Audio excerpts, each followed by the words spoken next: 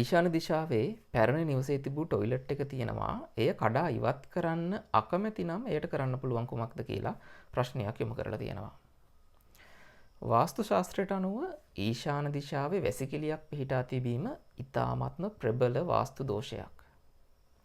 ඔබට හෝ ඔබේ පවුලේ කෙනෙක්ට මම මෙන්න මේ කියන්න යන ගැටලු වලින් එකක් හෝ නැත්තම් ඔබට ඔබේ වැසිකිළිය එහෙමම තියෙන්නට ඉඩ හරින්න පුළුවන්. මුලින්ම ඔබට කිසිම පැහැදිලි හේතුවක් නැතුව ඔබේ මානසික නිදහසට බාධා එල්ල වෙලා තියෙනවා. ඊළඟට ඔබේ ආහාර ජීර්ණ පද්ධතියේ රෝගාබාධ, ඔබේ සමේ රෝග, ඒ වගේම තමයි කිසිම පැහැදිලි හේතුවක් හොයා ගැනීමට නොහැකි සුව නොවන රෝගයක් තියෙනවා.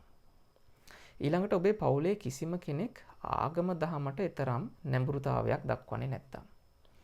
ඒ වගේම තමයි ඔබ උපයන මුදල් වලට කුමක්ද සිද්ධ වුනේ කියලා ඔබටවත් හිතා ගන්න බැරි නම් මෙන්න මේ කියපු ගැටලු වලින් එකක් හෝ ඔබට හෝ ඔබේ පවුලේ කිසිම කෙනෙක්ට නැත්නම් ඔබේ අර ඊශාන දිශාවේ තියෙන වැසිකිළිය ඔබට එහෙමම තියෙන්නට ඉඩ හරින්න පුළුවන්. එහෙම වෙන්න නම් ඔබේ නිවසේ අනෙකුත් අංගවල වාස්තු ගැලපීම ඉතාමත්ම ප්‍රබල වෙන්න ඕන.